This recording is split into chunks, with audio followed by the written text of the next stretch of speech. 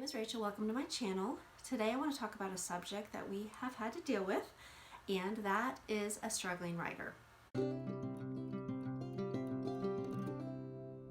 to my channel, Learning with Boys. I have 4 boys ages 9 to 19, and I have been homeschooling for 13 years, and I do a lot of videos on homeschooling, and I do some on gluten-free cooking. But if you like this type of content, please give it a thumbs up and subscribe. That would encourage me so much.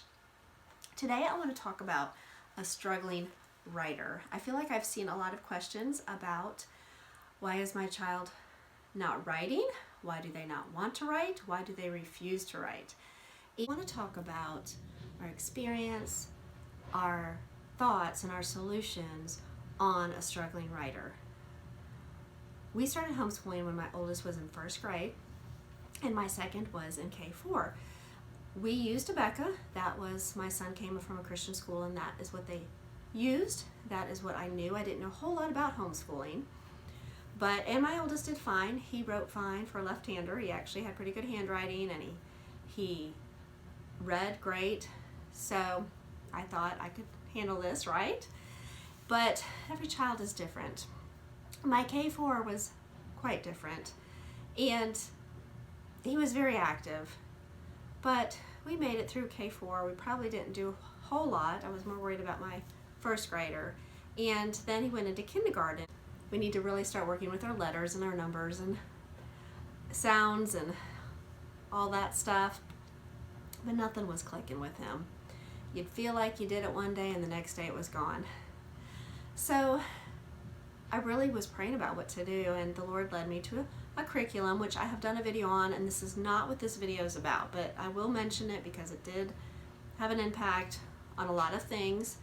But it was SWR, which is spell to write and read. We started that program about February of kindergarten. I had started taking the class, and the teacher told me to go ahead and implement it, and it seemed to click. Well, I felt a little bit of like, okay, this is going to be all right. But it was still a difficult journey. He struggled slowly with the reading, and I think with spell to write and read, you do learn to write it and then read it. And for example, I'm just going to show you an example to show you little by step as he got older how things went. But I would sound out run like r, n, and he would write it and sound it out as he wrote it. And that went okay, went very slowly, very slowly. And the first time we started noticing something, it was actually my husband. He was like, his letters are all different sizes, and spacing was quite different, because what we would do is I would write sentences down using his spelling words. And it was rough going. And that was the first sign of like, oh, I knew it wasn't like brothers, but yeah, it probably shouldn't be that bad. But I talked to the teacher who did SWR with me, and she was very smart, very knowledgeable, and she was helpful and giving me some suggestions. We also had his eyes checked. He did get the glasses that had like a special lens in them. And maybe they did help. He wore them for a while. Maybe that helped with the reading, because reading came, and it came late too. 3rd, 4th grade. By 5th grade, he was really starting to read on his own. Now, he's always loved to be read to. He's always loved a good book, a good adventurous book, one of those boy books.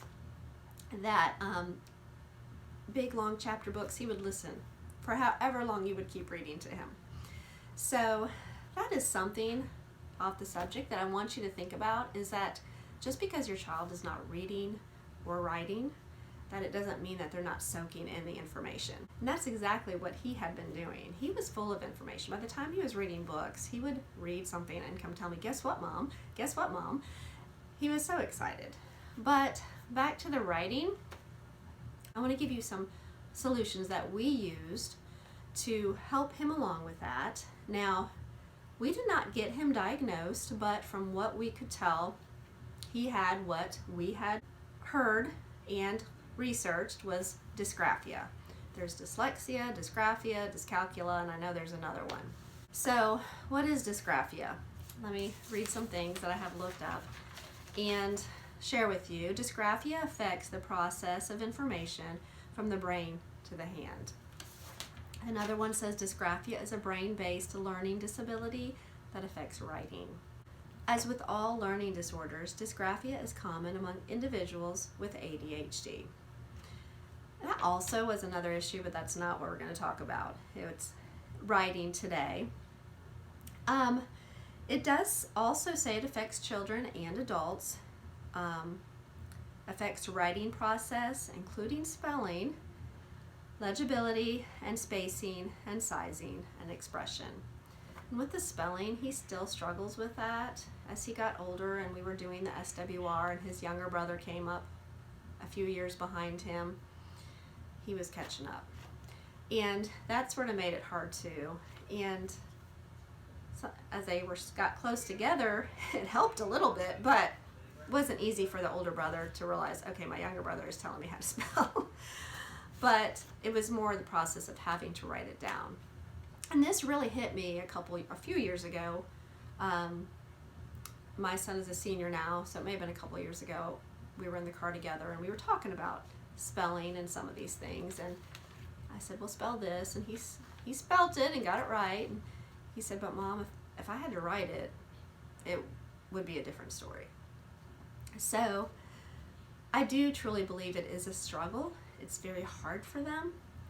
And I'm going to tell you some of the things that we did that helped along the way and got him to where he is now. The first thing I want to mention is the paper we used was already lined. I know you can buy from Rainbow Resources or from a school supply store, and this is not the paper we used. It was something I could find that was similar, and I don't know if you could even see it, but it just already has all the lines and the spacing, which is helpful. And you can get it in different sizes, like the back of this one is actually a little bit smaller. So we actually would use the biggest one they had because that was helpful. And then we would have a whiteboard. Now this whiteboard is the only one we have left. We've used several whiteboards over the years, and this one got a sticker on it pulled off, and it pulled the laminating off there, so now you can't even, if you write on it, it stays there forever. But we would use a whiteboard like this, and then a piece of paper. Anything he had to write would be written. I would write it out on the whiteboard, and he would have it together just like this, so he could copy it. We have a huge whiteboard right behind this camera, and my fourth grader now, I'll write verses up there, I'll write anything he narrates to me up there, and he is fine. But this particular child that struggled with writing, that would not work for him because it was just too far away, and it was one letter at a time. It wasn't like, oh, there's the word. So it was easier if he had it all right here, and it was slow, and I look back and I know it was painful. But he tried, and he would work on it. Now, is it necessary to even get someone with dysgraphia to make them do this? I am not an expert. This is our experience, and I want to share it with you. But I do feel like they're going to get to the high school age, and they're going to want to know something. They're going to want to know how to write. And even my son, as he got older, thought, oh, I have this class. I know how I'm going to have to write. I mean, that was one of the feelings that overwhelmed him. So, I mean, even the other night we were in church, and I was actually gratefully surprised, but we were having a time of prayer and writing requests down, and I was writing some of them down, but they gave a long list of names, and then we were to pray. I didn't have that. I had written some other lists down, but he had written a lot of the names down. Were they all spelled right? No. But that's okay. I was so grateful that he's making an effort, and he does make an effort. He tries to take notes sometimes, but he tries at this age. But it takes practice. It takes exercise to do that, and it takes a long time. So this is one of the things that we used. I want to mention that. Also, I'm going to turn the camera around and show you something else that we did. Okay, what I wanted to show you is something that we did do a lot, and that would be to take one of these papers that already have the line in them, and I would just dot out the word, like, see if this pen is working, the dog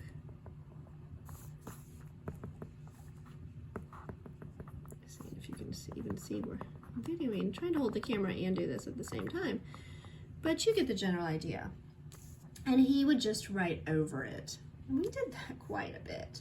And a lot of times I would just let him even use the whiteboard instead of the paper. So, and even with math, we would let him do problems on the whiteboard. That might be a suggestion if they're struggling with that also. So, wanted to share that with you. Okay. One of the big things that really helped a little bit later, about 5th or 6th grade, and I know it was 6th grade because he was in a co-op and had to do some writing for that, was the phone. I would get my email up, press record, or not record, but hit the button where it would record his voice saying what he wanted to write. Then we would send it to the computer, we would bring it up on like Word or something, and he would fix it up. Typing was not an issue. He actually we did typing.com with all of my boys, and he has done fine with that. He still communicates well with typing and on the computer. He likes to know that things are spelled right. He likes to know things are done in the proper grammar, but to put it on paper would be a very long, tedious, difficulty thing for him to do.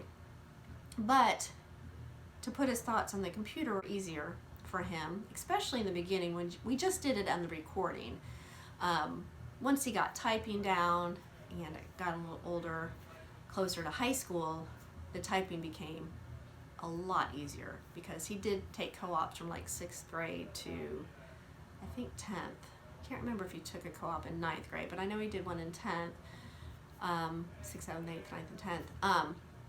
So he had to do some communication with teachers or turn stuff in for classes. So that was very helpful, and that seemed to work for him. I do want to mention a couple other thoughts, and that was cursive.